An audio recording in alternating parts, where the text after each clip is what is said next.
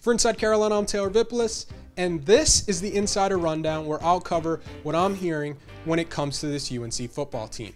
If you look at any mock draft for the upcoming 2022 NFL Draft, the consensus seems to be that Notre Dame safety Kyle Hamilton, who's already been ruled out for Saturday, will be among the top 5 players picked. Despite the Irish having players with experience behind him, when asked, a scout I talked to said that this would be a massive loss for the Irish defense.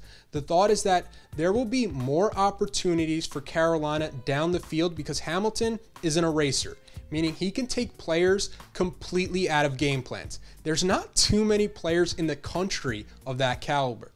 Connecting on the deep ball has been a struggle for UNC this year, with Sam Howell completing 26% of his passes 20+ yards downfield for 377 yards, 4 touchdowns, and an interception, which is way down compared to last year, where he was one of the best in the nation with his touch, completing 47% of those same attempts for 1,125 yards, 11 touchdowns, and an interception.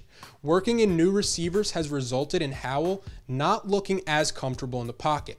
Somebody is going to have to win outside of Josh Downs for UNC to leave Indiana with a win. The Tar Heels have to make the most of Hamilton's absence and not throw away their shot. It'll be interesting to see if UNC, after the bye week, turns to some of these young, scrappy, and hungry receivers like J.J. Jones and Kobe Paysor, who have reportedly done well in practices, if the lack of production continues from the older group.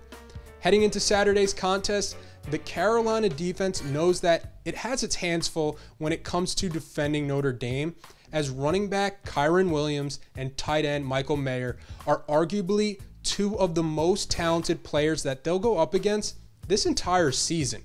UNC is catching Williams at the wrong time because the sophomore is coming off his best performance of the year statistically, where he rushed for 138 yards against USC, also adding in 42 yards receiving. Of those yards, 106 of them came after contact. He doesn't have great top-end speed, but he makes up for that with great patience, and he's extremely tough to bring down. People inside the Kenan Football Center believe the biggest key to this game will be how successful Carolina can be in bringing Williams down on the first attempt. According to Pro Football Focus, it's pretty simple. When UNC's tackling grade is above 60, the team is 4-0. When it's below that mark, 0-3. Then looking at Mayer, there are 2 ways that Carolina can try to match up against the stud tight end. They can either try to line up a big safety across from him, or, and more likely, they can bracket him and try to force the ball elsewhere. With bracketing, it'll just put more pressure on the corners for the Tar Heels to win on the outside. Notre Dame hasn't been a good team this year up front or at quarterback, so for Jay Bateman, the goal should be dialing up as much pressure as possible and winning with penetration.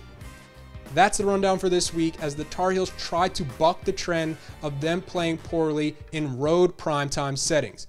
What better way to do that than under the lights in South Bend against a nationally ranked team with as much history as the Fighting Irish? For Inside Carolina, you know we'll be there for full coverage.